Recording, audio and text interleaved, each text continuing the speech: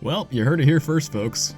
Our favorite hero, Sigurd, is officially an enemy of the state.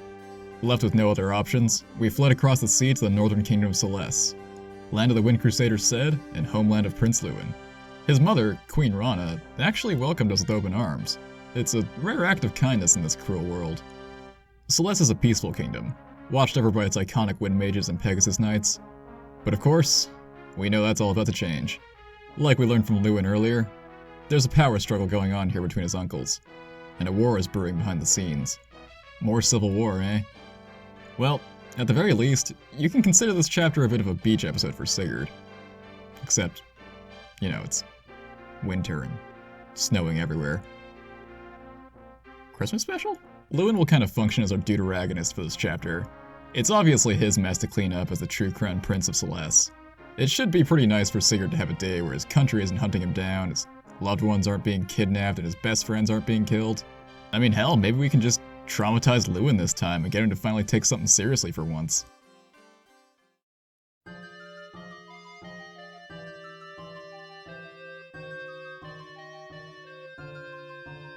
We're currently stationed northwest in Castle Salane. Queen Rana and her Pegasus Knight escorts kind of check in on us, see if we need anything, all that nice stuff. Wait, hold on a second. Isn't that that lady from the lake? The one who gave us the brave axe?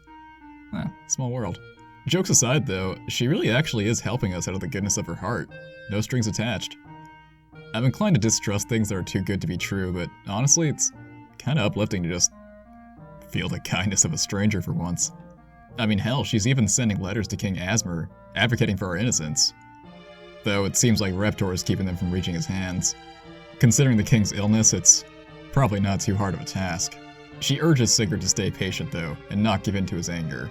He, very understandably, still wants to walk up to Valhalla and kick Reptor's teeth in, but ultimately, he does agree. In an attempt to lighten the mood though, she does bring up some good news. It seems like they found an heir to Kurth, a daughter, bearing the brand of Naga. Sigurd is relieved to hear this. The royal family he's fought his whole life to protect will live on. It seems like Duke Arvis and this princess have already become engaged. They're a perfectly happy couple. Oh, good for them. Couldn't be Deirdre though, right? I mean, they're like half-siblings. That'd be kind of weird. I think it's kind of crazy that Kurth had two secret daughters though. What a playboy. While this is kind of good news for Sigurd, it's definitely hard to not feel like she's rubbing salt in the wound, intentionally or not. Considering Sigurd still has no idea where Deirdre is, she's now already missed a whole year of Celeste's childhood. Damn, it's actually really sad when you put it like that. Rana encourages him to not give up hope, but Sigurd also feels like they'll find each other again someday. I really hope so, man, but being missing for a year in this cruel, medieval-inspired world, you two must be some real optimists, because let me tell you, my head would be in a bad place right now if I were you. Gossip and pep talks aside though, she also warns us about Duke Maios of Thove in the northeast. Rana can't really afford to reinforce us either. Across the mountains, Duke Takar of Zaxon has also set his sights on the capital. Hey, beggars can't be choosers though. If this castle we're squatting in happens to be a target for some inheritance-hungry asshole, then we'll just have to deal with him. Sigurd style.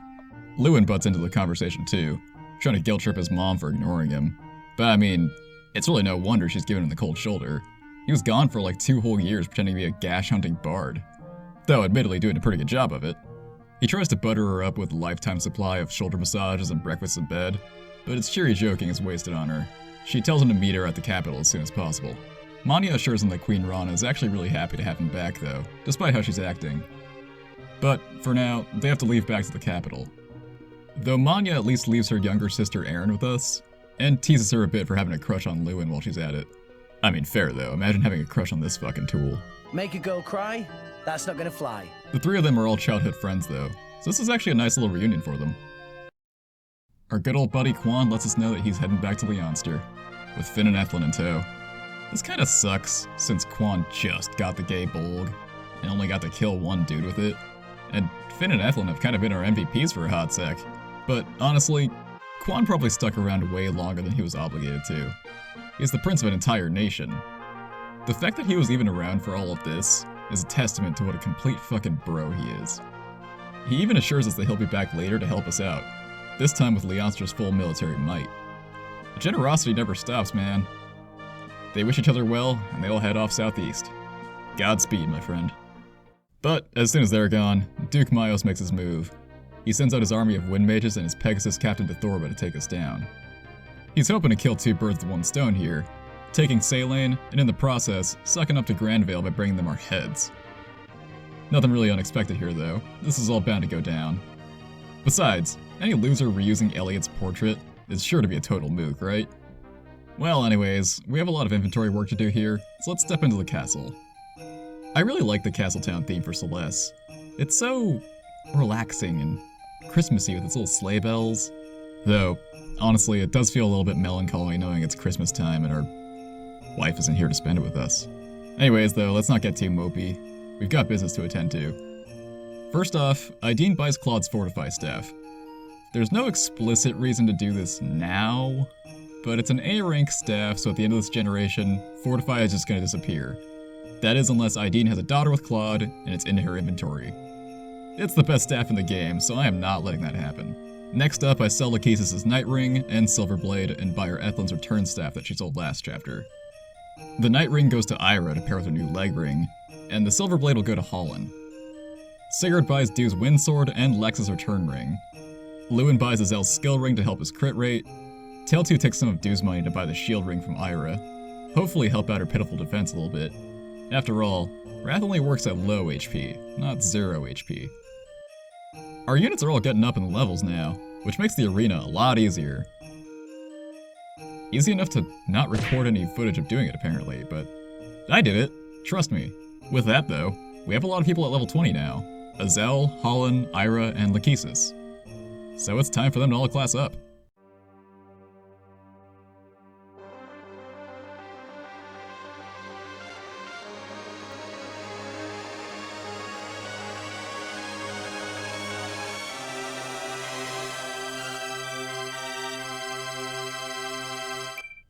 Azel becomes a mage knight, cranking up his defense and magic and strength of all things. He can use swords now, but like, why would he? He does get a horse though, fixing one of its biggest flaws. Holland becomes a hero, and gets some solid stat boosts across the board. Ira becomes a sword master, and nearly maxes out her strength, skill, and speed. And gets adept, which is so unnecessary it hurts. Genuinely, just sell the Brave Sword now. I'm still not doing it because I'm a moron, but Jesus.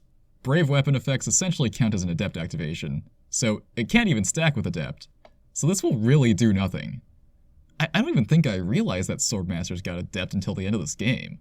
But last we have Lachesis, who goes from Princess to the coolest class in the game, Master Knight. As a reward for sticking with her, she gets some insane stat boosts to her most important stats. She gets Pursuit, fixing her shit skill set, and gains access to every weapon type in the game. It's pure insanity. She may have just become one of our best units now. But with that, we can finally head out. There's a secret conversation between Aaron and Sylvia if you put them next to each other at the beginning of this chapter. Sylvia tries to poke at Aaron by saying she's gonna get with Lewin herself, but Aaron pretends not to care. Though she does throw it out there that the Queen of Celeste probably shouldn't be a promiscuous, goofy little dancer girl. Damn, looks like this whole plan backfired on you, Sylvia. Anyway, this conversation cranks up Lewin's love growth with both of them, which I actually don't really want, but whatever. More importantly though, Claude and Sigurd can have a conversation. Claude was supposed to be on his way to tell King Asmer the truth, but the fact that we're both back here at Celeste is probably proof enough that that didn't go too well. You guessed it, Claude too has been branded a traitor by Reptor. Sigurd gets pretty frustrated by this, and wants to charge right into Grandvale guns blazing. But of course, Claude urges us once again to stay our hand, just to, you know, prevent another civil war. He says that everything is now in Fate's hands, there's nothing we can do. Wow. You gave up real fucking quick, didn't you, Claude? Azel and Tail2 can talk now too.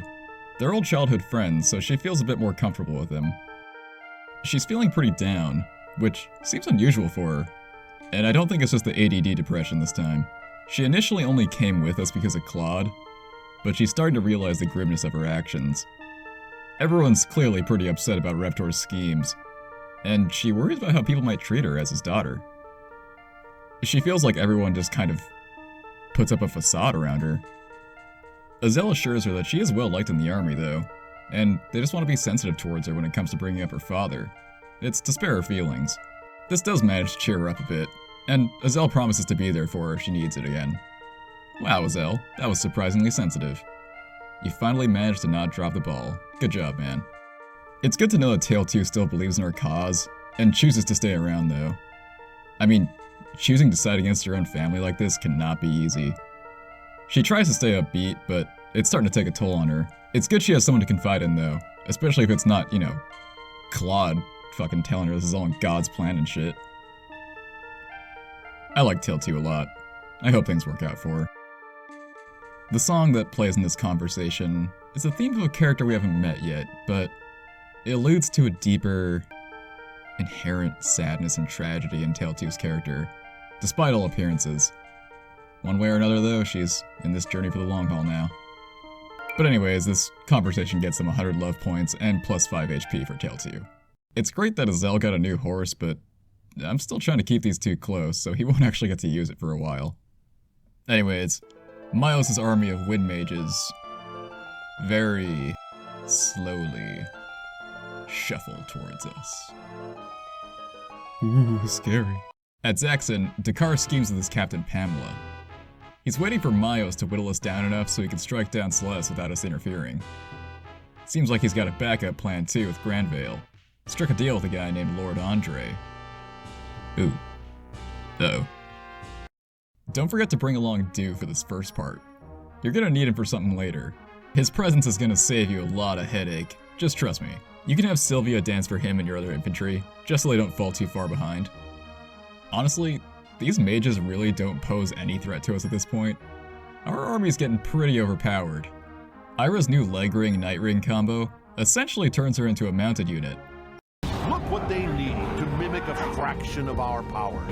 But usually mounted units won't get skill sets this crazy, so she is now certifiably one of our best units now. Always was, baby. You may notice that all of our weapons have this little star next to them with a number.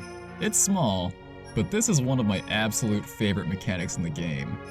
This denotes how many kills you've gotten on that specific weapon.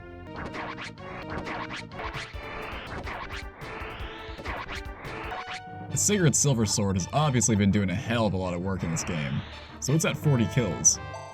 Something special happens at 50 kills. Dithorba's squad is 10 Pegasus Knights. See where I'm going with this? Let's let Sigurd handle him. Well, alright, don't get me wrong, he still definitely blows them out, but there's still a few left. Getting close, though. Dithorba and Aaron are rivals from the old days. Maybe she's like an old bully or something. A lot of green-haired Pegasus Knights in Celeste, so they gotta do what they can to survive, man. Dithorba talks shit about how Aaron is the same old weakling as before, but I mean, she kills her, so I mean, Okay, so you should actually probably hold back some of your units here. Only really take Dew and whoever you think you'll need to take down Thove. When you approach, they'll raise their drawbridge and hide the key. I didn't even know drawbridges even had keys. Lucky for us, though, we have our own means of getting through. Dew. If you don't bring him, you'll have to go all the way around through the forests. So, seriously, don't forget. They'll deploy some more mages to try and pick us off. They pack some long-range blizzard magic, but I mean, look at that hit rate, man. I think we'll be fine. Everyone else can visit some of the villages. This one talks about the old elephant in the room. Incest. It's a taboo in Yggdrasil. Trust me, generally, someone with minor holy blood can't give birth to someone with major holy blood. But there is one exception. Marrying 2 people with minor holy blood. For our purposes, that basically just means if you pair Ira and Holland, their kids will have major Odo holy blood. Though, luckily, if you want to do that, I think they're distantly related enough for it to not really be incest. This guy here also mentions that if Arvis and this new princess have a son, he'll be the next in line to rule Granvale, making Arvis a very powerful man now. Interesting. And to back that up, it seems like the royal descendants of St. Heim, wielders of the Tome Naga, are the only ones who can stand up to Lopter himself. Considering the cult's revival, this is obviously pretty important. If Sylvia visits this village here, she'll dance for these downtrodden villagers, and get a shield sword as thanks for cheering them up. It's a great weapon, but despite that, I always somehow let it fall by the wayside. Like, in my head, I always think it's just like a steel sword that gives 2 defense. But in reality, it has power on par with the light brand, and gives a whopping 7 defense. That's a legitimately fantastic weapon, especially for a sword that only requires a C rank. I think I ended up just leaving it on Sylvia this playthrough, meaning no one inherits it. That was actually kind of dumb of me. Really should let Holland have it. Ah well, it is what it is. Oh yeah though, this event can actually crash the game if you're playing on an older translation, so, you know, careful with that. While you're moving your backup units down, you'll notice there's some yellow asshole just standing here in front of this bridge, blocking our path to Celeste. So, you know which way we're headed when we're done with Myos. Sigurd takes down the forces protecting the drawbridge and gets his 50th kill, meaning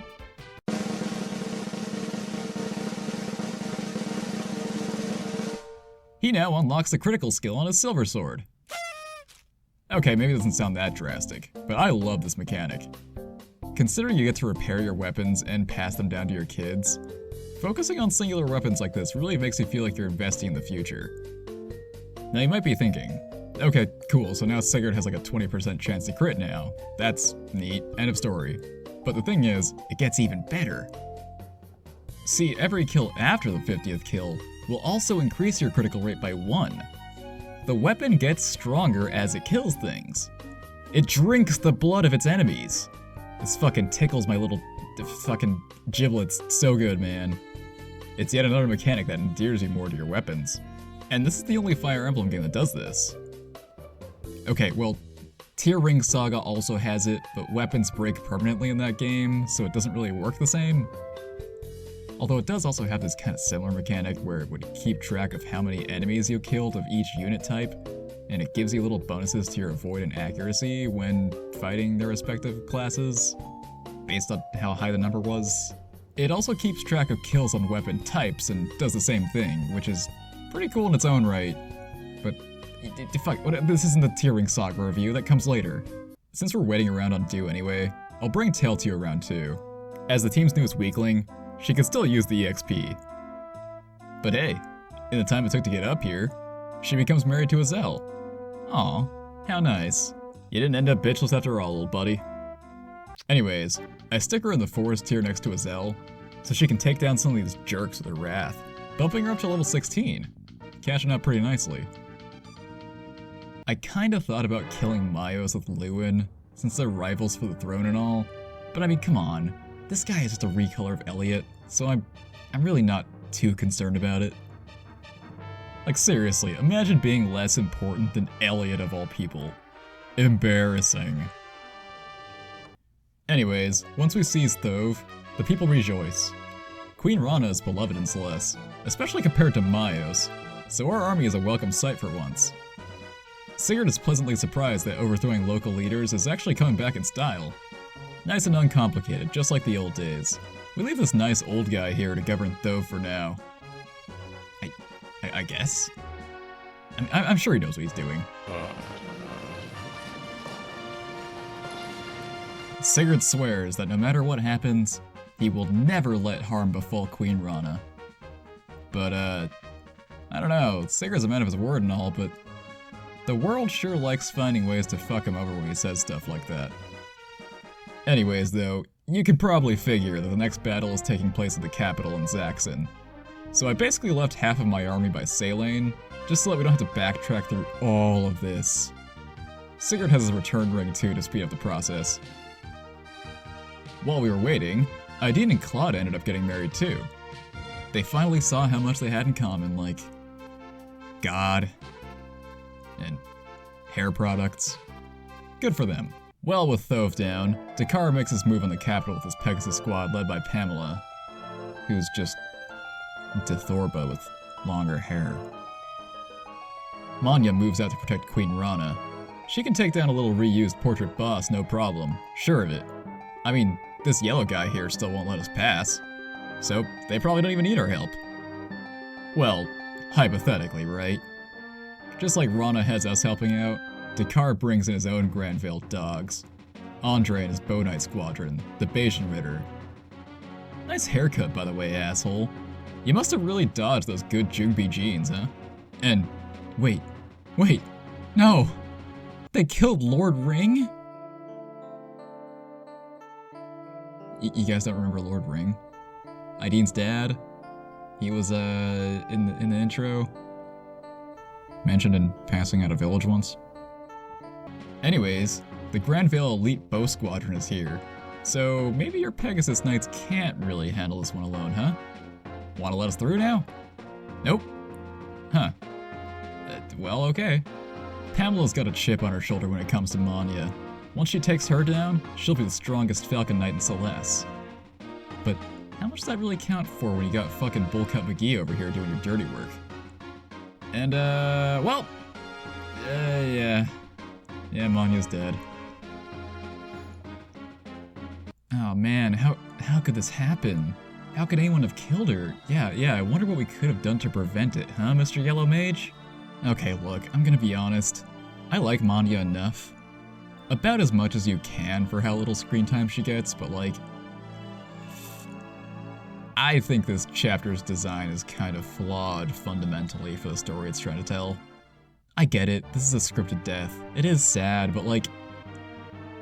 when the in-game reasoning for why it couldn't be prevented is so... non-existent, it's a little hard to take seriously.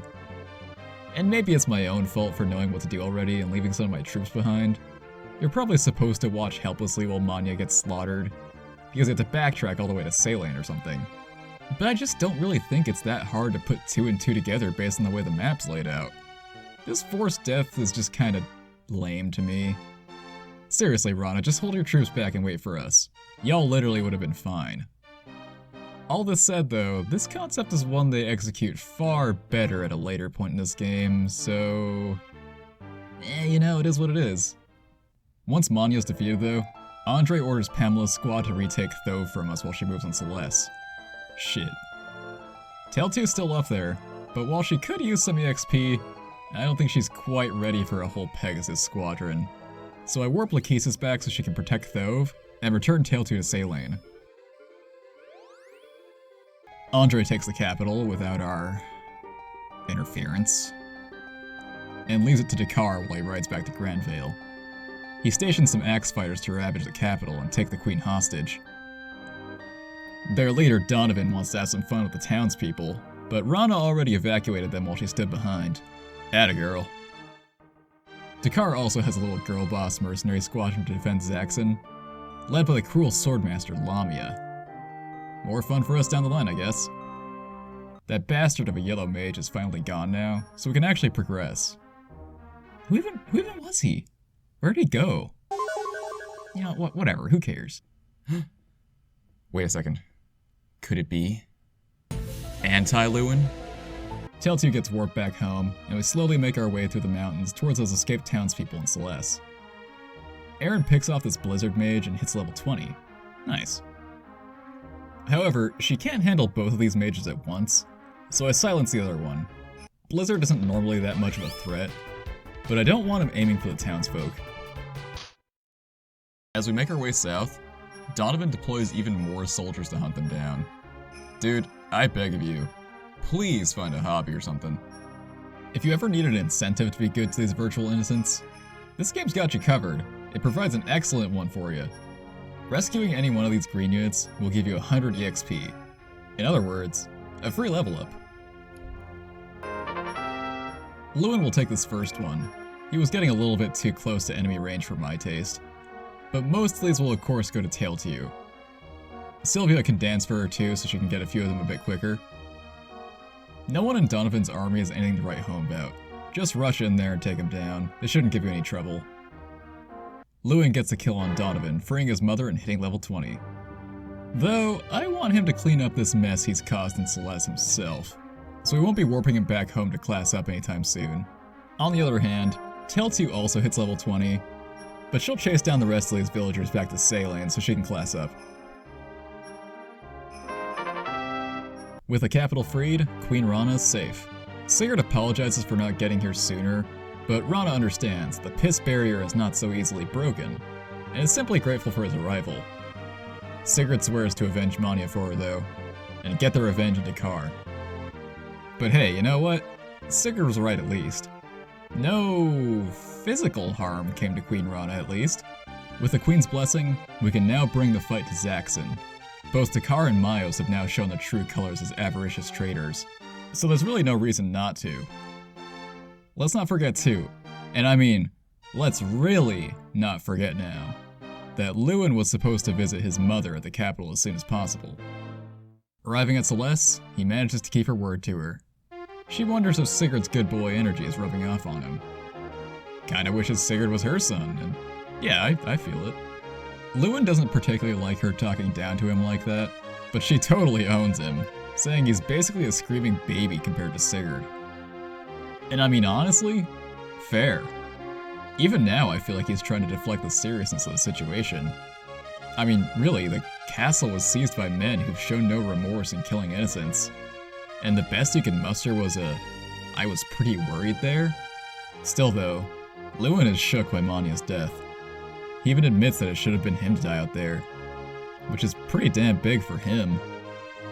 He vows to protect his mother and Celeste from now on, in Manya's name. Still, Rana urges Lewin to lend Sigurd his strength. He'll need it to face the evils ahead of him. As a Crusader of Wind, it's Lewin's duty to guide the rest of the world, like a gentle breeze, and set it on the right path. She finally bestows upon him the Holy Tome of Wind, Forseti, and reminds him, the Wind Crusader's path is peace. Hate and violence are never his answer. Maybe we'll reconsider the whole hate and violence thing once we see its stats, though. I mean, oh baby, look at this thing. I mean, let's not forget here, we're out for blood with Dakar. Regardless, Lewin is a lover of peace at his heart. If nothing else, we've seen that. Let's just place our faith in him to use his power responsibly. But yeah, so Forseti is insane. 30 might on a magic tome is already pretty crazy damage on most enemies, but it also gives Lewin plus 10 skill and plus 20 speed. This is gonna crank his critical rate and double rate way up, alongside his avoid. Genuinely, he's pretty unstoppable with this thing, and it's only gonna get better when he finally classes up and gets Pursuit. Okay, so Lewin does not actually get Pursuit as a sage. I got confused because his son has Pursuit, but it's because he gets it from Aaron, not because it's a sage class skill. Oops. Before we really head out to fight again though, there's one more thing. A conversation with Lewin and Aaron. Very important. Only go for this if you want to pair them. If you have any other plans for Lewin romantically, ignore it. But we're going for it, so let's see this thing. Lewin apologizes for her sister's death. Aaron sees how troubled he is and comes to a realization. Manya was the one that Lewin really loved. But Lewin stops her right there. He basically says, "Whoa, whoa.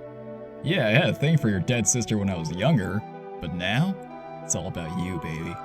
He confesses his love to her, and with that, they're officially married. Okay, so what the fuck was that confession, right? This is a very odd thing to say to a girl whose sister just died. It should be a massive red flag, but maybe in this moment, Aaron's just too smitten to see it. The Aaron and Lewin relationship is pretty damn interesting to me. At face value, it's very shallow. The way he talks here seems so dismissive about Manya's death, but we know that they were both deeply affected by it. But we have seen that Lewin likes to play the part of the shallow playboy to hide how much he actually does care. I think Aaron was right. Lewin always did love Manya, despite what he says here.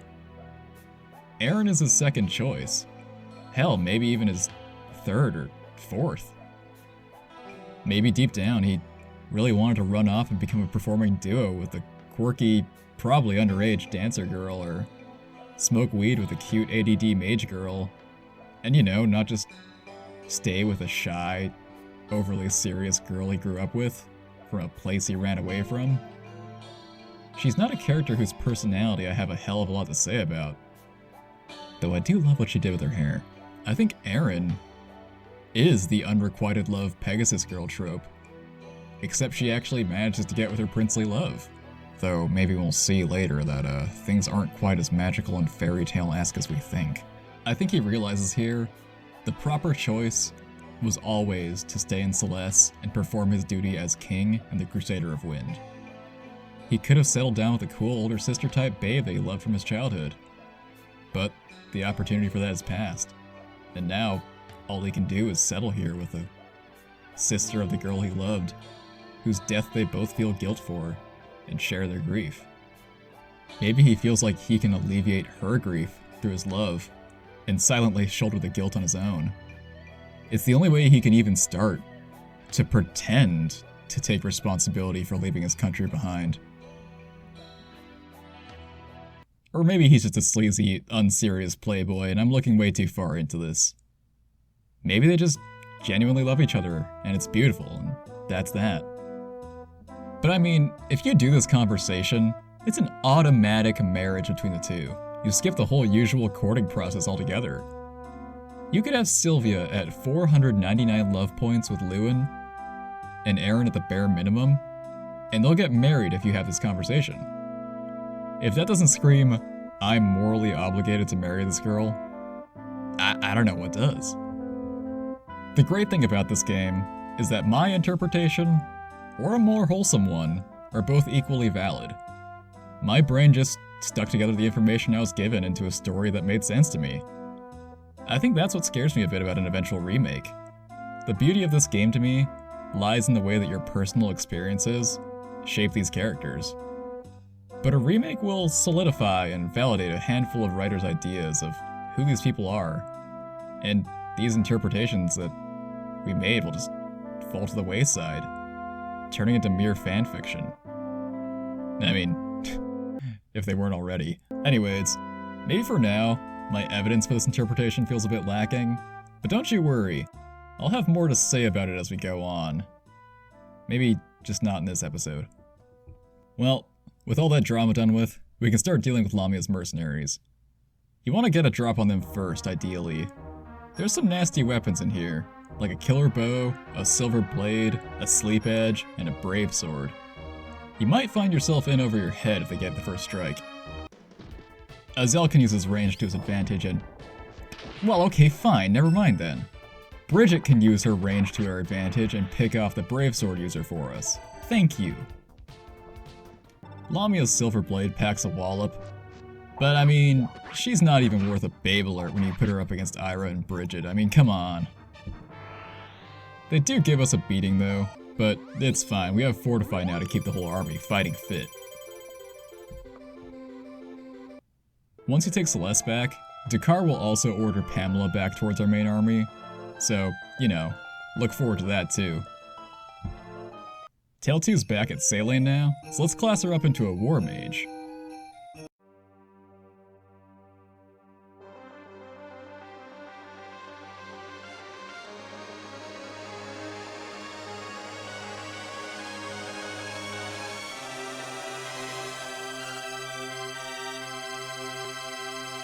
She gets some much needed stat boosts, Adept, which will be, you know, sorta useful, and the ability to use swords. But, with that whopping 5 strength, I don't really know why you'd want that. Look, there's a case to be made for Azel to have swords, since it means he can pass a weapon down if he marries Lachesis or something, but for Tail 2, it's pretty genuinely worthless. Love the shoulder pad upgrade, though. Honestly though, aside from the backtracking, this chapter's kinda just 2 pretty standard battles. It's not too complicated. We're almost finished up with Lamia's squad here, but let's take Forsetti for a quick spin. And yep, that's a holy weapon, alright. Pamela catches up to us and gloats about how she's finally surpassed Manya. So Lewin gets to enact some more vengeance with his new power of peace, love, and understanding.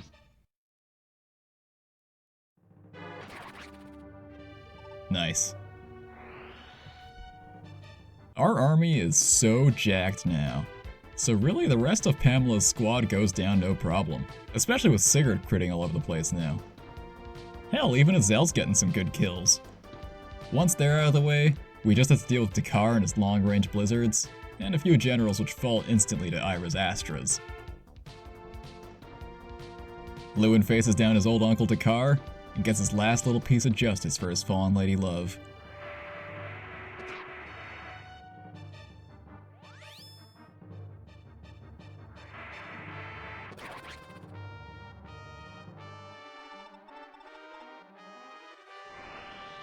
With order brought to Celeste once more, we see Zaxon. As we do, Rana arrives at the request. She wants us to station ourselves here. A big man with a white beard has come to this winter wonderland, and it ain't old Santa Claus bearing gifts. Duke Langbolt has started encroaching on Celeste, taking Lubeck Castle in the east. People are beginning to worry it'll lead to a full-scale war. By now, Sigurd has been urged so many times by Rana and Claude to stay his hand against Langbolt and Reptor, but he really can't hold back anymore. Langbolt's after him, not Celeste, and Sigurd refuses to have his inaction affect the people around him. Rana tries again to stop him from being too reckless, but honestly, these guys have had an ass beating coming to him for a long time now. Let's fucking go, Sigurd. I don't care what destiny has in store for us. If nothing else, we will crush these bastards. He thanks Rana for everything she's done for him. Sigurd really hit his lowest point after Eldigan's death and Deirdre's disappearance, but Rana opened her arms to him and gave him a place to call home. That means more to him than she could ever know. Sigurd's own mother died at a young age, so he even admits that his stay here has finally showed him what it's like to have the unconditional love of a mother, which is just so incredibly sweet after everything that we've been through. And hey, she got to know what it was like to have a son that wasn't a total loser for a year too. They say their goodbyes to each other, and pray that Sigurd will reunite with Deirdre soon. He rides off into the sunset like a fucking Chad, into the final showdown of this godforsaken war.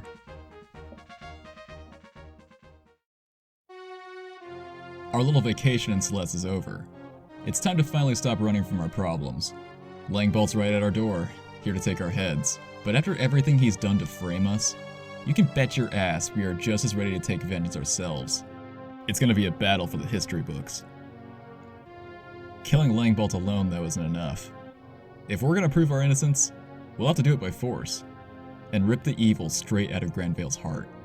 Duke Arvis advises the king at Valhalla, and Reptor's forces maintain order in the city. But between us and the capital is the Yea Desert, protected by Veltomer's mages. It's gonna be a long, bloody road, but it's the only choice we have. The final stage of our journey begins now.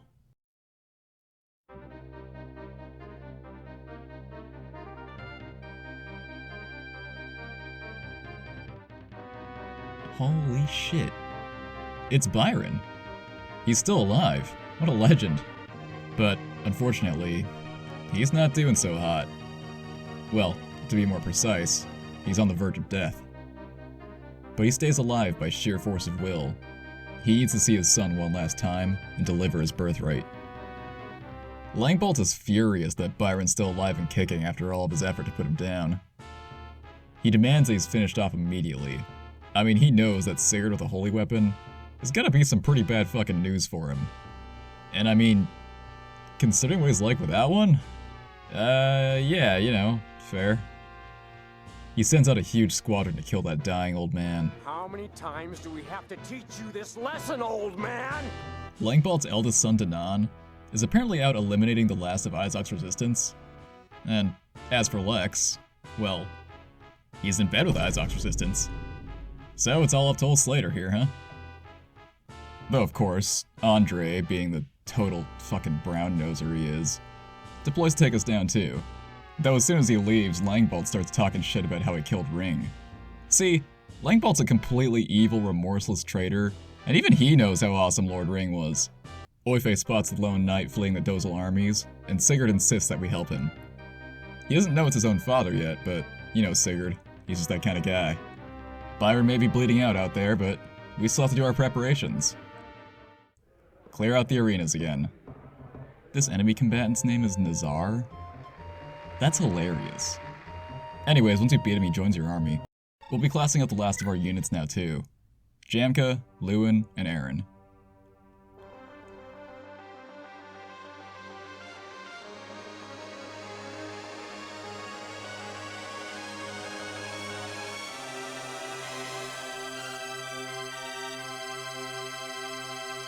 Jamka becomes a sniper and gets some solid stat boosts. I know I've kind of neglected him a bit in terms of screen time, since I'm not pairing him, but he's always a force to be reckoned with once he reaches a battle, so, it's nice to have him decked out now. Lewin becomes a sage, maxing his skill and speed, and cranking his magic way up. With Forsetti, this is really just going to be gilding the lily. Aaron becomes a falcon knight. While she doesn't get any strength boosts, she does get some nice speed, magic, and resistance boosts. Oh, and adept, which is nice. You might not think much of the magic boost, but it does make her more potent with the bolt sword. Plus, she can use C-rank staves now, so it'll help that too. It may not sound like much, but having a flying healer can be pretty useful in a pinch. I'll go ahead and buy her Lachesis' heal staff. She has Mend already, so it's kind of just clogging her inventory anyway. I also give the rest of Due's money to Ideen to repair all of her staves. Claude and Ideen are basically done with the arena too, so I sell their tomes to Azel. This isn't really necessary, at all, but I'm cheap, so I want to keep these things. Sadly, I also sell Jamka's killer bow to Brigid, and replace it with a silver bow. Again, this isn't super necessary considering Yufel completely outclasses it, but again, I just don't really want to lose it. Lastly, Ideen buys a restore staff, but her inventory is totally clogged with powerful staves, so we'll have to put one away before we can. As soon as you start this chapter, the vibe is totally different. The chapter theme, Threshold of Fate, is immediately the most downtrodden map theme we've heard so far. It sounds like a death march.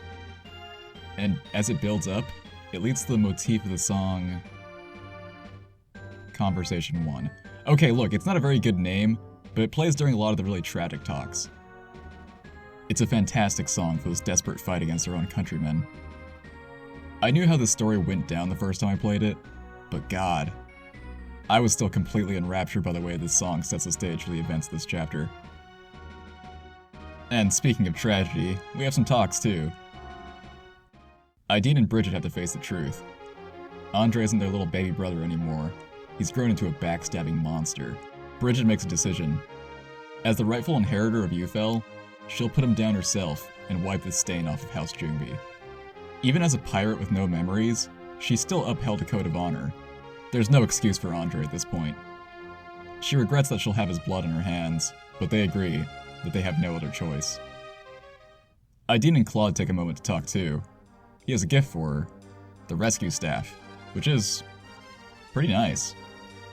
It lets you warp any ally within 10 spaces to a tile adjacent to you. Very useful for getting out of some sticky situations or skipping some backtracking, but that's just an icebreaker for what he really wants to talk about. He tells her the full truth of his revelation from Bragi. Our fate in this battle is defeat. He entrusts the staff to Ideen, knowing that he may die today. He hasn't told anyone else, which maybe seems cruel, but I don't think it would change their minds at this point. Especially not Sigurd's. I mean, let's be real with ourselves. Sigurd is absolutely the kind of guy to say, fuck destiny, we make our own destiny, before smacking face first into the very destiny he was trying to avoid. No wonder Claude's been so depressed. But now, he's accepted it. He realizes his death doesn't have to be the end. It's the final stage of life. It comes for all of us. At some point, acceptance is their only choice. Ideen is pregnant with their second child, so she can live on and pass down Claude's kindness and his rescue staff to their children. But still, telling Ideen to live while he chooses to die his heroic, inevitable death is cruel in its own right. But he admits his days with Ideen were truly blessed. Anyways, we can rush in and begin our fight with Dozel's forces now. They specialize in axes, so let's send in Ira and Sigurd as usual and shred him to pieces. Obviously, Sigurd's gonna have to reach Byron, so let's get him up there as far as he can go. It's game over if these southern knights reach our home castle, so we'll leave Beowulf and Lachesis here to take care of him. At Valhalla, King Asmer hears of Sigurd's march, but Arvis is here to alleviate his worries. He and Langbolt are on the job. We... terrorists, as he calls us, are being taken care of. Asmer still can't believe it, though. Byron killed his liege and Sigurd's a terrorist? I mean, really, it's as absurd of a lie as it was when it started. But still, Arvis cites our protection of Shannon to be the most glaring piece of evidence against us. And, yeah, look, I admit, it's not great. But look at him, he's just a little guy. Arvis performs a marvelously dramatic act for the king, playing the part of the tragic lord who lost his father-in-law to the villainous traitor and pursues him in the name of justice. Oh yeah, Arvis married that princess, huh? Wonder how that went. Wait, hold up. Princess Deirdre? Okay, look, I know all the writing was on the wall, but god, this whole situation is so fucked. So this is what you meant by her true husband, Manfroy? That's her brother, dude!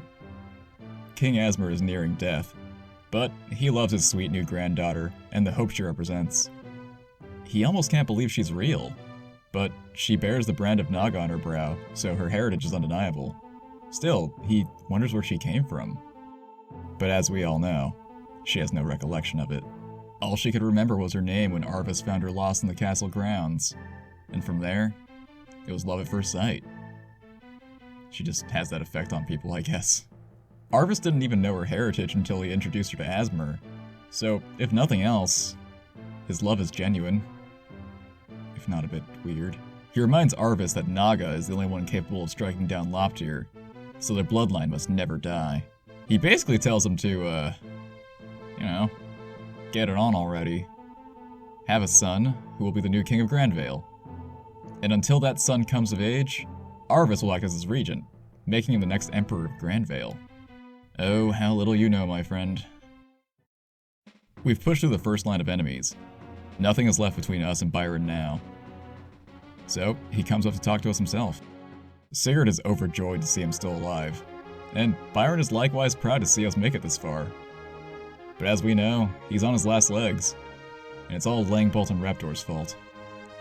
At this point, he doesn't fear death, but he needs to die knowing justice will be served and the truth revealed.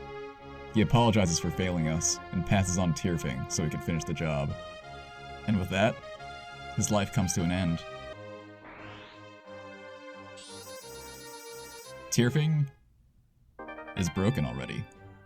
We'll have to repair it ourselves, which will not be cheap. But I've gotta say, this is one of my favorite little moments of gameplay-based storytelling. It's so metal. Not only does it add some suspense to finally getting the main character's iconic holy weapon, but paired with his low HP, it also shows that Byron has been through absolute hell to get this thing to us. Must have spilled a lot of blood on his way here, both his enemies and his own. Rest in peace, my man. But for now, the Silver Sword will still serve us pretty well. We move forward and take out Slater's squad. He failed to finish the job on Byron, but thanks to Forseti, he won't live to regret that. Next is the Bayesian Ritter and Andre. You'll have to be a bit more careful with these guys. They're all equipped with brave bows, so handle them a bit slower. Not everyone will be able to survive their full onslaught, especially not a Zell. I try to lure them out with some ranged units. Obviously Lewin and Forseti are perfect for the job, dropping their hit rates to a measly 2%. But, ever the opportunist, that bastard Andre makes a bold move and aims straight for his completely unarmed sister Ideen. He's truly lost all sense of honor. He's completely deluded himself into thinking Ideen and Bridget are stains on House Jungbi. Bridget was right. It's time for them to have their showdown. Andre's tough, make no mistake, but it's clear here who the true inheritor of Allura's spirit is.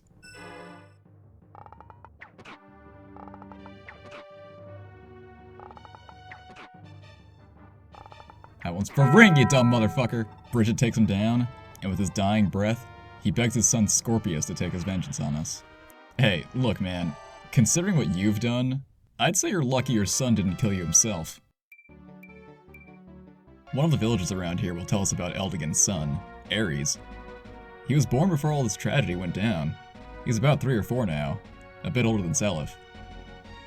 I wonder what's happened to him now, after all that chaos in Augustria. As we heard a bit earlier, the war with Isaac is over, but Grandvale's still attempting to take over the country. House Dozel's armies are still trying to snuff out the remaining resistance, but they still hold out hope that someday Prince Shannon will return and bring them to victory. With that, we finally made it to Langbalt, which means it's time to finally give this bastard the justice he deserves. He's an offensive and defensive powerhouse, wielding the Holy Axe Hellswath of the Crusader Nier. It can hit from long range, has the classic Holy Weapon 30 might, and grants plus 20 defense and plus 10 resistance. I'm sure Lewin could make quick work of him, but obviously, we have people who deserve the kill far more. After everything he's done, Sigurd needs a shot at this jackass. Maybe this would feel more poetic if we could use Tyrfing, but this silver sword has been with us for this whole journey, so let's not lay the old boy down yet. Of course, the silver sword can critical now, but mind you, criticals are calculated a bit differently in this game. In most Fire Emblem games, a critical triples your damage, but in Fire Emblem 4, it instead doubles your attack. While on paper it sounds like criticals will do less damage, it shines against enemies like Langbolt with massive defenses. Sigurd's attack with the silver sword is 39 versus Langbolt's 41 defense, meaning he's only going to do the bare minimum 1 damage with a normal hit. But with a critical, it bumps his attack up to 78, meaning he'll deal 37 times more damage with a crit. Rad. Who needs a holy weapon? Sigurd isn't the only one with a chip on his shoulder though. Let's not forget, Langbolt is directly responsible for the death of Ira's father and brother, and the current downfall of Izok. And her husband, and Langbolt's failure of a son, Lex. Lex was kind of the family fuck-up. He only has minor Nier holy blood, so obviously his older brother is the one Langbolt put all his effort into. He's a hothead who doesn't take things too seriously, and he's honestly not even that great of a unit when you get him. But in my opinion, that Paragon skill he comes with represents a willingness to learn and improve. His pure heart earned him the Brave Axe, his kindness earned him Ira's love. Lex has betrayed his father for the son of his sworn enemy, and even married into the family that he was just at war with.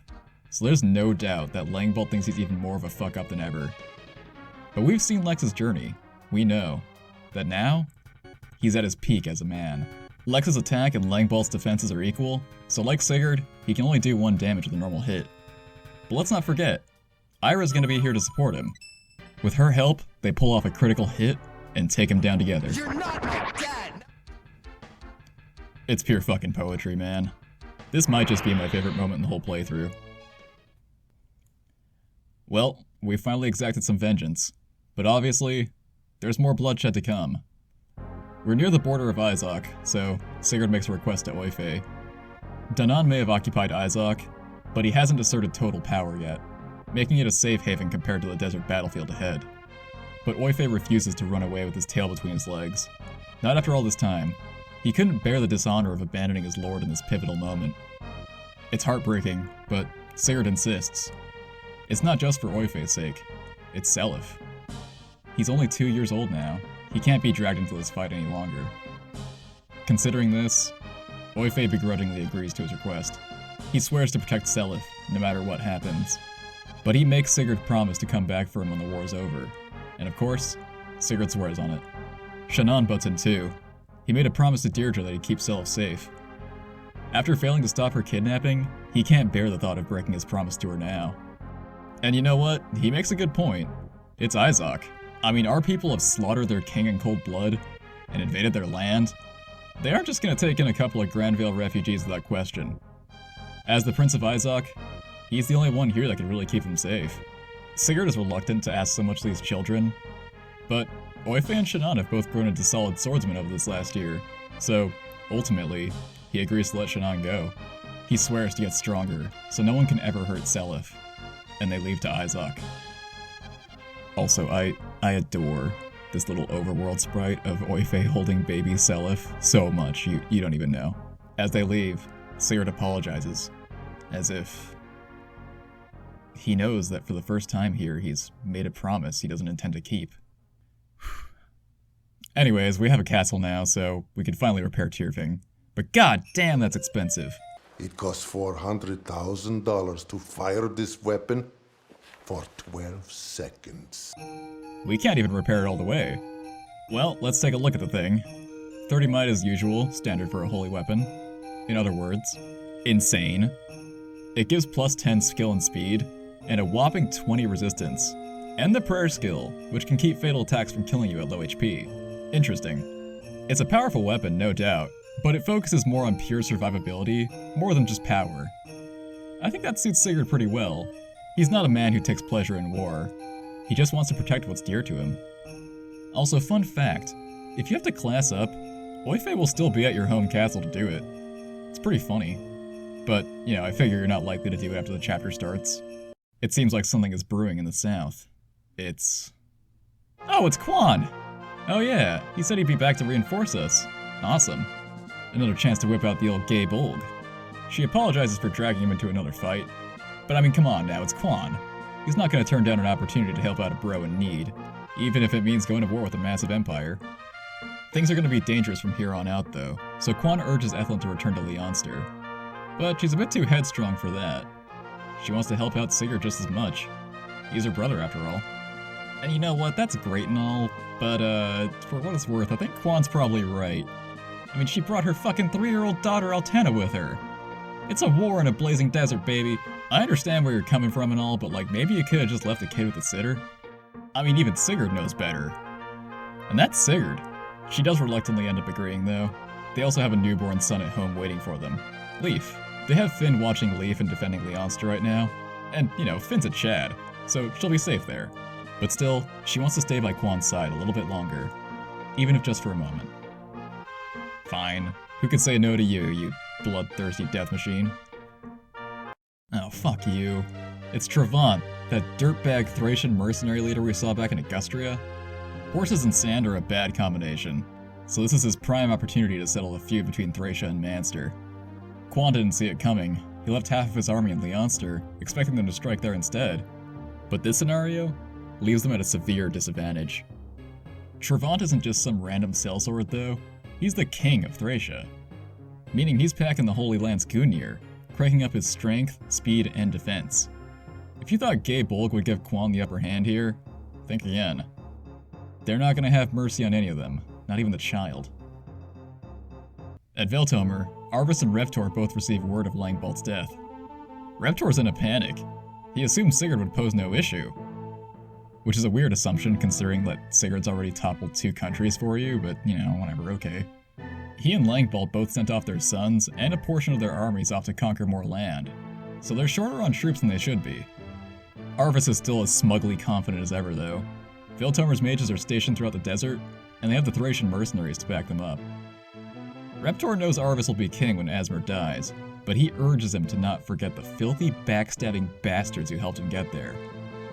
I might be paraphrasing that slightly. The plan is to give Reptor's House Frege governance over Augustria, while Danan of House Dozel rules over Izok, and Arvis rules the whole empire from Valhalla. But the second Reptor leaves, you know who drops in to say hello.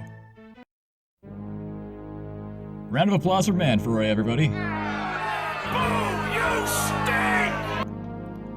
Manfroy basically calls Arvis a beta cuck for letting Langbolt and Reptor run his life. The plan was always to kill them and use their sons instead once they were out of the picture. This catches Arvis off guard. The Lopter cultists aren't really supposed to appear in public until after Arvis takes the throne. He has no desire to see them eliminated and burned at the stake, but he's not exactly intending to fork over the continent to them either. After all, Arvis isn't just a descendant of Loptir, he's a descendant of Myra, the one prince of Loptir who stood against his cruelty. Not only that, but he's a member of House Veltomer, which means he's also descended from the Crusader Vala who stood for justice, and was a sworn enemy of Loptir. Hell, Veltomer's House Crest is the icon of justice itself in Grandvale. It's a fire emblem. They named the game after him. Arvis is like the perfect bonding of Loptir and Vala. He has strong ideals and conviction, but is willing to backstab whoever it takes to achieve his goals. Though, is backstabbing Reptor and Langbolt really all that bad? Honestly, this guy may be fucking our wife, but aside from that, he's starting to sound like a pretty reasonable dude to me. I mean, his goals are to eliminate prejudice, tyranny, and oppression, which, from what we've seen in our journey, the world is completely overflowing with right now. And Sigurd wants the same. But could Sigurd really achieve it with his naivete? Who could say? But his plan makes Sigurd his enemy too. Why though? Simple. Manfroy told him the truth. Well, some of the truth. Just that she's Sigurd's wife. Not so much that she's, another descendant of Loptyr that could lead the world down a path of destruction if their bloodlines intersected. But man, I gotta say, Manfroy expertly pegged Arvis as a mommy issue kind of guy. I mean, Arvis only knew the love of a mother for a brief time as a child, before she left and disappeared from his life forever. So Manfroy knew if he dropped a poor helpless girl who was the spitting image of his mother in the courtyard, it would melt his cold, cynical heart immediately. And Manfroy is from Alabama. Guy likes his family trees with squares in them. No one wants a family tree with a square in it. If you have a square in your family tree, someone fucked up. Just as we've been shipping all of our units to make broken kids, Manfroy's been genealogying his own of the Holy War this whole time, trying to set up his own perfect crack ship. As we learned last chapter, the only way to get major holy blood out of minor holy blood is to wed two people with the same minor holy blood. Let's just say, the next Emperor of Grand Vale will not be a scion of Naga. Man, when Deirdre is introduced in Chapter 1, it feels like it's supposed to be like an innocent Disney fairy tale love story, and now it's just, well, a regular fairy tale love story, I guess. Those things were fucked up. With Lubeck Castle retaken, we get another wave of conversations. Sigurd had actually ordered Ira to escort Shannon and Oyfe back to Izak, but ultimately, she decided to stay and fight. Huh. She must have really come around on us, huh? She may have sworn to protect Shannon, but he's grown a lot in his time here, so she considers her work done. For better or for worse, she's with us until the end. She can always return to Izak and Shannon when this is all over with. Ira's husband Lex and his boyfriend Azel can have a talk too. After all, Lex's whole journey here started because of Azel. Azel is feeling kind of troubled, while Lex is his usual self, despite the death of his father. While he can't help but feel some sadness over killing Langbolt, he also knows that he was a total bastard. The guy got what he deserved, no doubt in my mind. Azel admires his resolve. He's mortified by the idea of facing Arvis as an enemy. Azel never knew his father, so Arvis is as much of a father to him as a brother. They both agree that he's always been a good man, despite everything. Back when we first recruited Azel, he mentioned a feeling of uneasiness around his brother. And it's all starting to make a lot more sense to us now. He is a good man, but he hides immense amounts of fear and ambition. There's a darkness and insecurity within him. It's the whole reason Azel stayed with us on his journey. Lex assures him, though, Azel is his own man now. He can't feel shackled down by his brother anymore. And maybe that's all he needed to hear. Jamka tells Dew to get out of our way. This battle is no place for children. It's harsh, but we know he just wants to protect him. But Dew's tired of hearing it. We've been through so much, and the long journey is almost at its end. Yet, everyone's all doom and gloom. Dew comes out and says it. He looks up to Jamka a lot, and he really likes him. Same. He very uncharacteristically apologizes for being a pain-in-the-ass kid, and thanks him for still saving him back in Chapter 1. Hearing this kind of sentimentality out of Dew, it seems like even he can tell there's something up with this battle. But we have no choice now. Let's begin our long march south, into the Yed Desert. Quan and Ethlin won't save themselves. Ugh, especially not at that rate. The Thracians are already tearing right into them. The Wyvern Squadron is decked out with Horse Slayers, so the Manster Lance Knights really don't stand a chance. No matter how hard we try, we still can't make it to Quan yet, even with Erin. But even then, it's not like she can handle a whole squadron of Wyverns by herself, especially not one led by a Crusader. Not to mention the Veiltomer mages taking potshots at us. The Thracians continue their vicious assault, but we can still only watch as it happens. They aim for Ethlin, but she barely manages to hang on. Thank God. Trevant himself comes for Quan next. He declares that as long as he wields Gay Bolg, only one of them will live through this day. Dude, could you please word that literally any other way? He puts up a fight, but he's outclassed. Quan dies, begging forgiveness from Ethlin and entrusting Leif's future to Finn with his last breath. That just leaves Ethlin and Altena here, surrounded by merciless Thracian sailswords. This kills me. Ethlin and Quan were so in love. We had to watch their cringy asses be lovey-dovey in front of our faces constantly. And now? she's all alone. She won't even be able to protect her daughter. Even in 16-bit, watching a wounded mother fruitlessly attempt to escape certain death is devastating. They put her down just like Quan, and that's the end of it. Now see, this forced death is downright fucking heartbreaking. And not just because I love Quan and Ethlyn. There's no barrier keeping us from advancing to Quan's location. Okay, well, technically there is, but you're not reaching it. For the most part, it's the physical distance and terrain that keep us from reaching him. You can try as hard as you want, but you will never get there in time. You'll have to watch them slowly be killed as they trudge through the desert. It all happens in gameplay and not just a cutscene, and that makes it feel like it was preventable. But we just couldn't quite reach them. All that's left now is for them to kill Altena. But, luckily, Trevant has other plans. After all, Altena's the inheritor of Nova's power, and Gabe Olg is right here for the taking. There's a twisted poeticism to taking your enemy's holy weapon and using it against them, and that's not lost on Trevant. He decides to take her in and raise her as his own. Not as an act of mercy, but as a total power move. He returns to Thracia, leaving the rest of his goons to take us down. And then, this iconic theme begins to play. We're only allowed to play Clapping Party.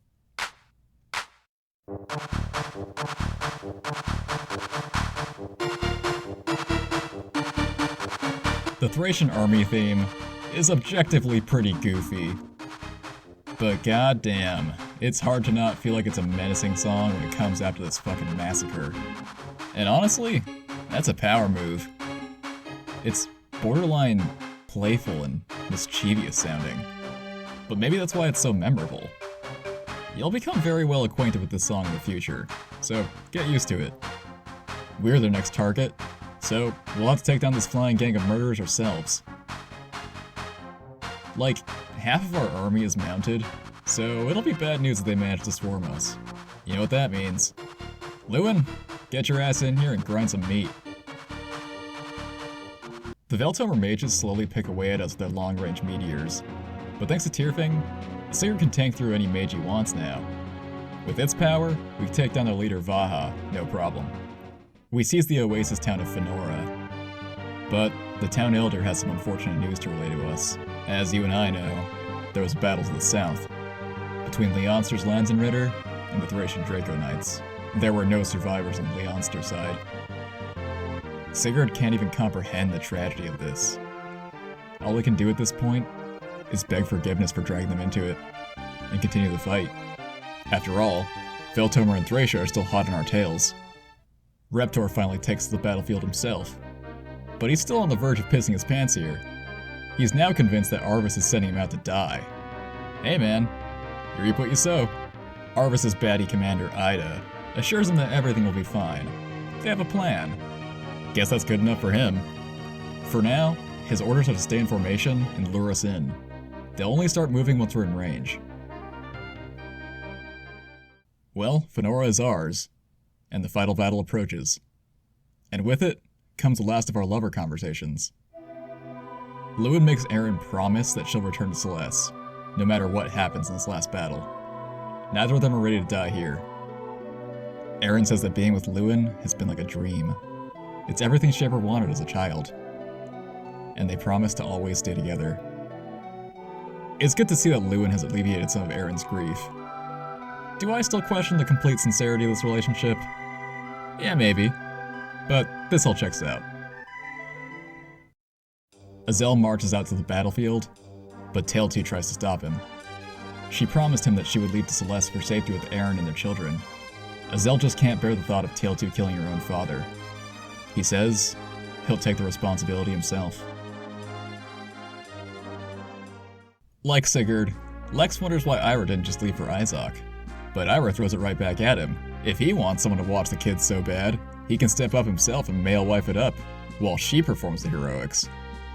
A bit irresponsible? Yeah, maybe. Badass as usual, though? Also, yeah. Besides, they can always return to the kids when all this is over anyway. But she still apologizes for lashing out at him like that. At her heart, Ira has, and always will be a fighter. It's all she knows. If she gave up and ran away now, when she could have made a difference, it would haunt her for the rest of her life. But, at the end of the day, that's why Lex fell in love with her. No matter what, they'll stick together till the end. God, I love these two. It's gotta be my favorite pairing in the game. Lastly is Beowulf and Lachesis. You'll probably notice a trend here. He tells her to head to Leonster with Finn if things here go south, but she refuses to leave without him. But then, Beowulf doesn't want to hear it.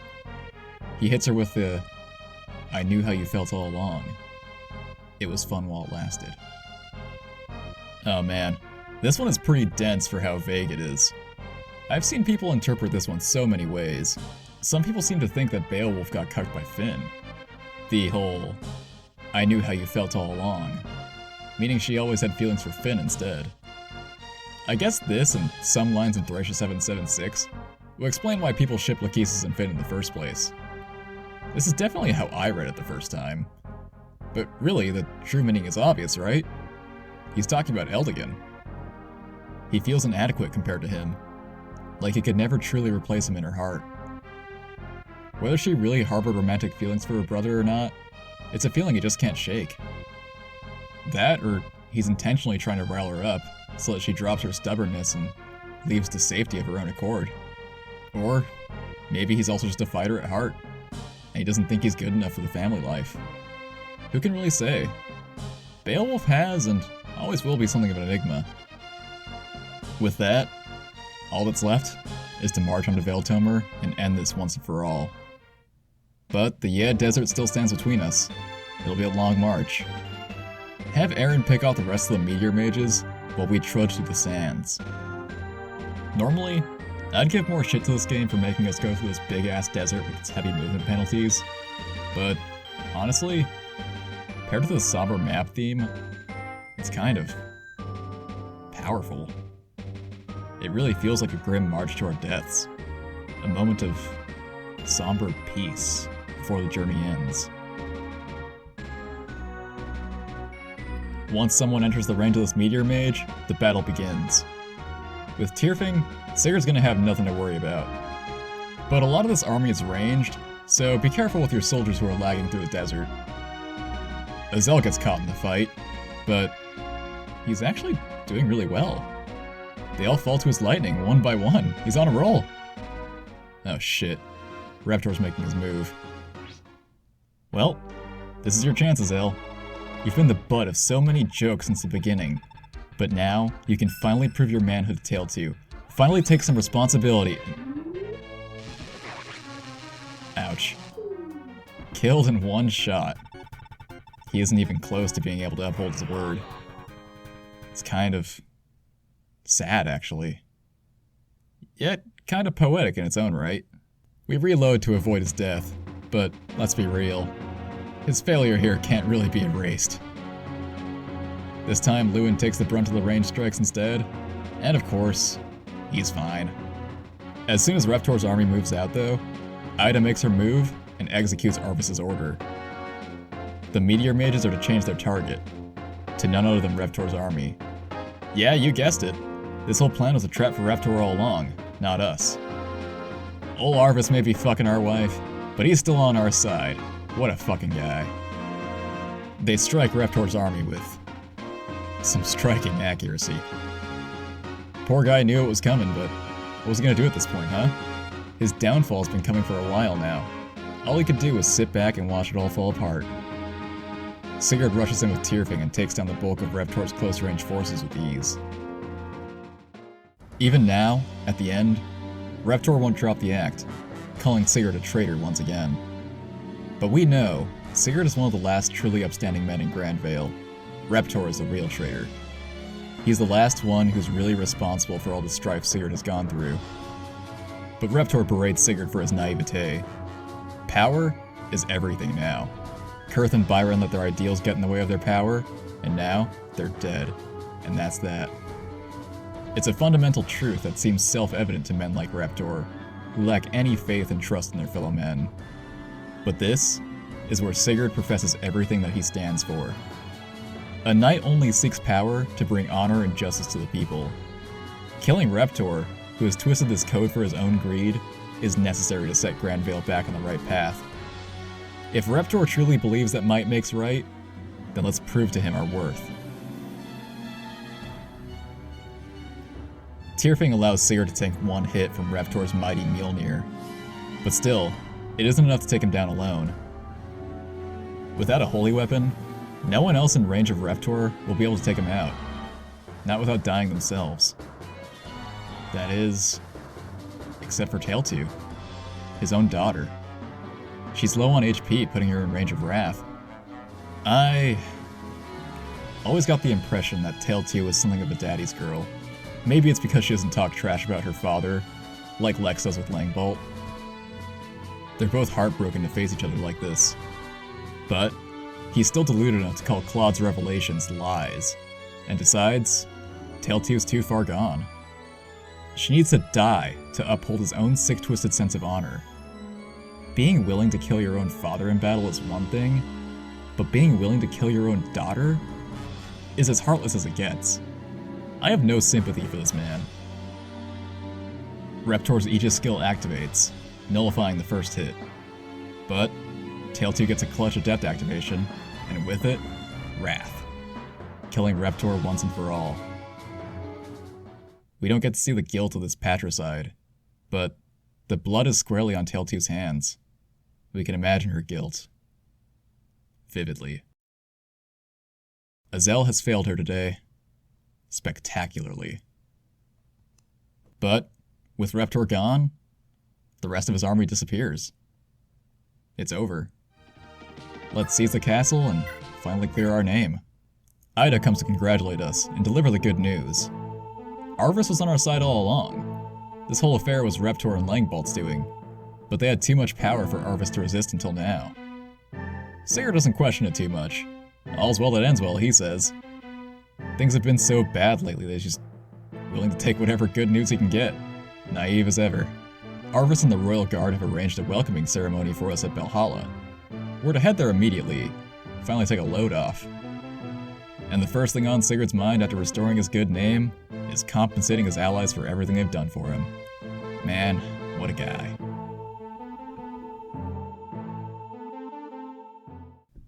Oh, well, this is very nice. They really went all out on this. I mean, sure, things are a bit complicated now, but, you know, Sigurd and Arvis can just talk about this whole wife thing, you know, work out some consensual polyamorous relationship. You know, maybe explore each other's bodies a little bit, you know? It'll all work out, I'm sure of it.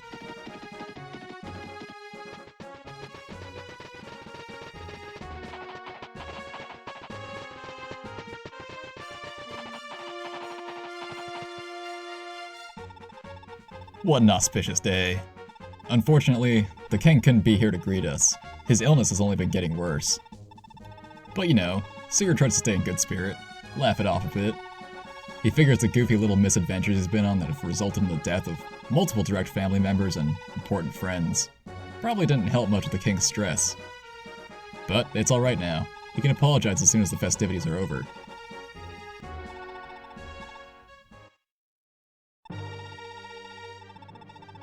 But, of course, that's not how things will go down today. Here, surrounded by the entire Royal Guard under Arvis's command, Sigurd and his army are sentenced to death for treason against the crown. He'll strike our whole army down in the name of his wife, none other than Princess Deirdre.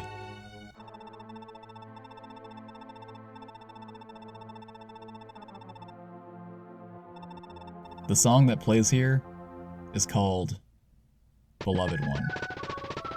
And as for what plays out next, I'll let it speak for itself.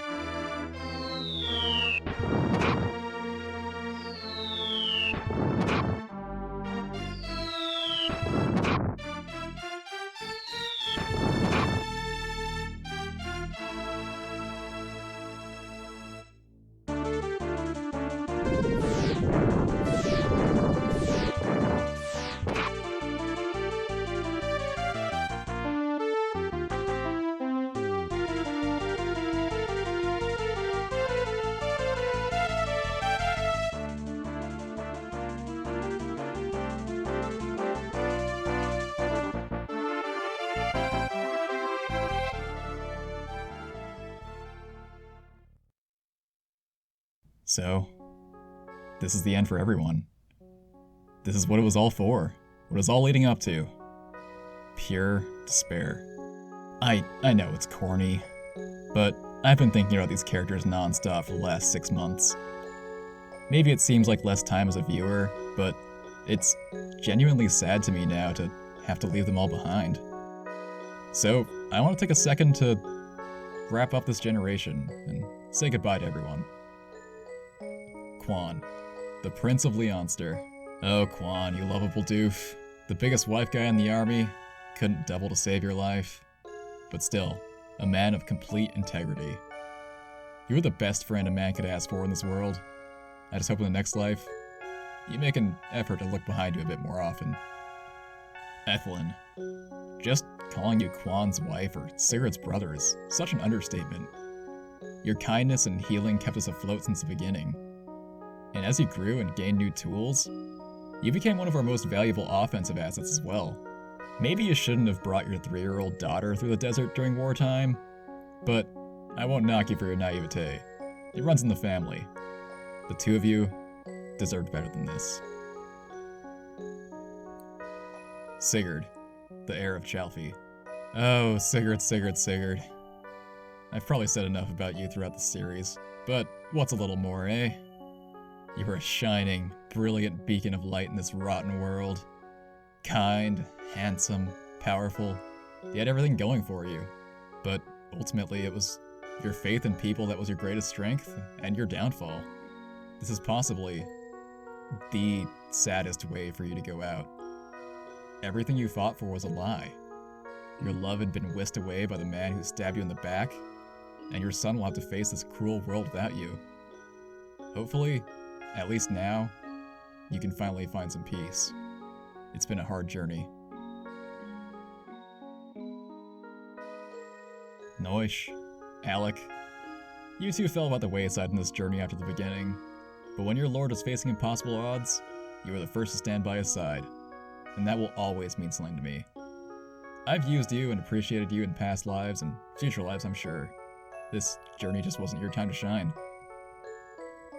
Arden.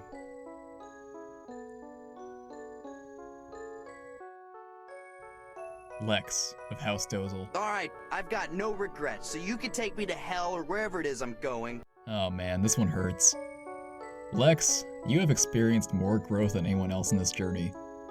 You only started to help Hazel, but you grew to care for the cause and take it more seriously.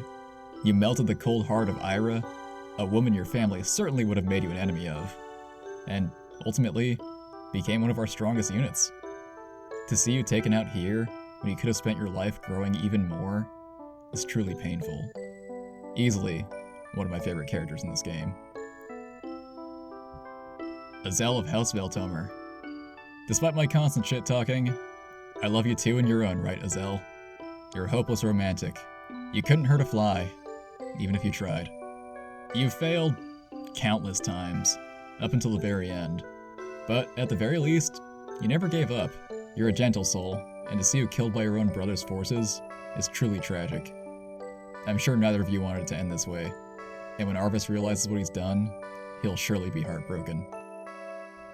Ira, Princess of Izok. Oh, my beloved Ira. Ferocious on and off the battlefield. A woman with no equal. The Queen of Overkill. Dying on the battlefield was always going to be your fate, but at least you can die with pride. Your bravery will carry on to your children and Shannon, as will your deadly swordsmanship. You are, and always will be, the best girl. Aideen of House Jungbi. Ah, the perm that launched 1,000 simps. A constant motherly presence, Aideen grew to be a valuable supporting member of our army. She does ultimately follow Claude's advice and escape to Izok to help raise the next generation. She loses her husband in this last battle, but as far as these characters go, she probably makes it the most intact and happy, and good on her for it. Nadir, Knight of Jungbi. You didn't see much use in this playthrough either, but I can always respect your gumption and loyalty. You're not a guy the world can really keep down. Maybe in another life, I'll finally use you and pair you with the girl of your dreams. You certainly have the potential to go far. Jamka, Prince of Verdane. Ah, the big bow chat of the army. I will always love you. The first time I played this game, you were one of the earliest demonstrations of how nutty this game's skills could get. You fell behind in this playthrough a bit, but you were always a thrill to use. Not to mention, you chose kindness and honor when everyone around you pursued greed and lust. A true gentleman. Rest in peace.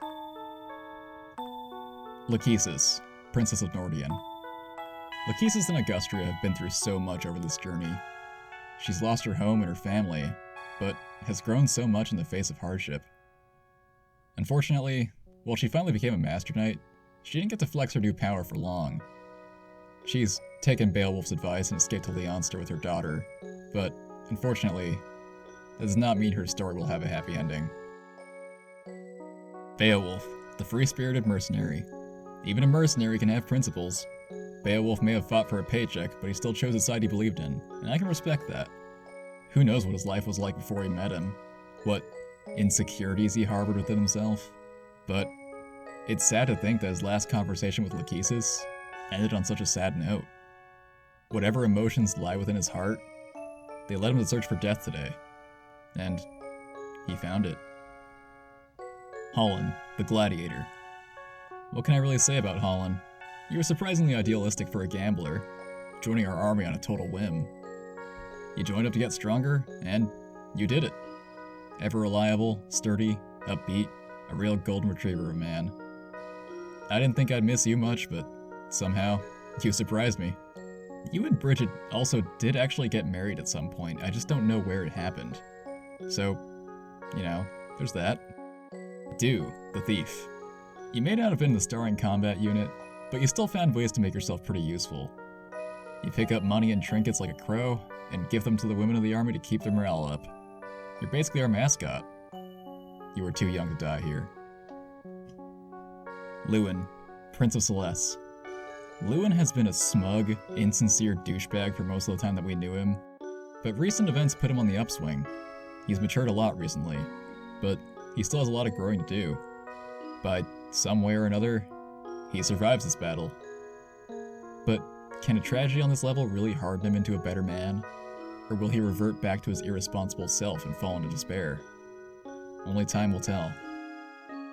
Erin, Pegasus Knight of Celeste. Erin ultimately survives this battle and becomes Queen of Celeste. However, she will not live out her fairy tale fantasy with Lewin. Maybe it was never real. An illusion, through and through. She may have her life now, but her tale will also ultimately end in tragedy. Sylvia, the Dancer. You may have been a troublemaker, but you always brought up the spirits of those around you. Despite that, I fated you to die alone. For demonstration purposes. And for that, I'm truly sorry. You also died too young. Claude, of House Edda. No one in our army was more confident in our failure today than Father Claude.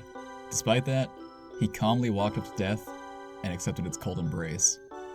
For that, I have to show some respect. But man, you were a downer. Tailtew, of House Frege. Tailtew was a ray of sunshine in our army. She put a smile on my face almost every time she talked. But out of everyone in our army who isn't Sigurd, I think this journey shook her the most. She lives through this day, but I'll be blunt. No matter what, Tailtew's story has a sad ending. But the context of her killing Reptor definitely makes things 10 times worse. Maybe down the line she'll even grew to think she deserved her fate. She committed what many would consider a cardinal familial sin, one even Azel condemned in her last talk with him, and still failed in her frivolous goal. Maybe at some point, death will be an easier thing to accept than life. At least it'll be a way to reunite with her comrades. Why? Why did I let her do this? Sigurd would have been glad to take down Reptor himself. Was it just to look at some unique dialogue? Just a twisted fascination with patricide? It's unimaginably cruel. I'm sorry for everything you've been through, Tale 2, and everything you'll have to face in the future. Bridget of House Jungvi. You weren't with us for long, but you left a hell of an impact. Stealing from the rich and giving to the poor, surviving an onslaught of pirates, awakening Yufel, killing your own brother to redeem your family. You were a badass through and through. This is the last we'll hear of you in this game, but as we know from the next game in the series, you will live to see another day. You'll lose your memories, but considering all that's happened, that might not be a bad thing. You never forgot your honor and your bravery, though, and your actions will go on to inspire many in Thracia. And last but not least, Deirdre, Maiden of the Spirit Forest and Princess of Grandvale. Deirdre may still live, but the one that we knew dies with us. If you think Deirdre going the rest of her life not remembering Sigurd is cruel, then don't even try to imagine how awful this whole situation becomes if she does. I can only pray Deirdre never remembers the family she left behind. It's the least awful outcome somehow. I hope she lives out the remainder of her life peacefully in Argus and Manfroy's beautiful little eye. It's the least she deserves. If you really look at it, Deirdre is mostly just a pretty plot device for the men of this story to drag around. If one was to argue that she's an objectively bad female character, I'd have to begrudgingly agree, on principle. She gets done pretty dirty in this whole deal.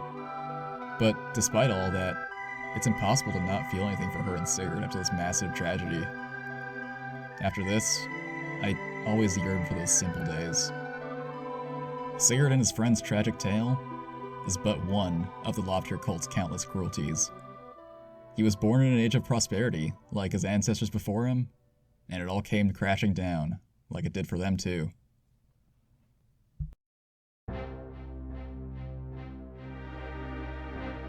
In the year 760, a devil's shade once again cast upon our land, plunging it into the deepest darkness and condemning us to grief without end. In vain, we prayed to the bleak heavens, but the gods did not respond. When talking about mistakes made in this generation, it's easy to give these characters a lot of shit. But honestly, I think for the most part, they did the only things they could have in this situation. Manfroy played his cards absurdly well. Arvis managed to take down every other big bad guy until he was the only one left. And honestly, for a while, the world will be better off for it, until the Loftyr cult inevitably takes over. But killing Sigurd, that was out of pure spite and greed. That was his one true mistake. Sigurd is gullible. He could have been a valuable asset. Though, the Deirdre thing was always going to be a problem. If he decided killing him was ultimately necessary to maintain the throne, fine. Maybe I can accept it. But after spending the last year worrying about her non-stop and raising Celeste alone, he's faced with Arvis, rubbing her in his face moments before his death. It just doesn't sit right with me. I got the emotions behind it, but it's supremely cruel, and reveals the deep insecurities within his heart. The evils of this generation are purely human. The Loftyr cult offered a gentle nudge, but it was all based on the darkest feelings that already existed within people. If my love for Deirdre is a crime, punish me, and only me. This here was always one of my favorite Sigurdisms. I always thought it was just from Heroes, but it's actually from this conversation in Chapter 1, which occurs if you kill San Dima before recruiting Deirdre for some reason. Deep cut. I like this conversation a lot, because it does reframe things a bit more optimistically. We always like to say Sigurd fucked the world by marrying Deirdre and taking her from the Spirit Forest, but Manfroy was already hunting her down there. We managed to keep her safe, if only for a year or two, but those were the happiest years of her life. If anyone is at fault for dooming the world, it's gonna be Kurth or Victor. Once Deirdre and Arvis were born, it was already game over. This has been a brutal, demoralizing end to Sigurd's tale. It's humiliating. It's unacceptable. We've got to run it back. To turn back now would be an insult to Sigurd's honest spirit and impeccable mullet. Thanks to his decision to pursue his love for Deirdre, we now have Celeste, the true, rightful heir to the throne of Grandvale, and our only remaining hope. Sigurd and Quan won't be able to be a father to Celeste and Leif, but they did get to be one to Oife, Shannon, and Finn. Their ideals won't die here. We may have lost everything else, but what matters is that we protected the next generation. And even if Sigurd's tale ends here, they will carry on his light. Next time on Fire Emblem Genealogy: The Holy War, our kids will learn from our mistakes and take up our blades, and face down Arvis and his new empire of lies and deceit.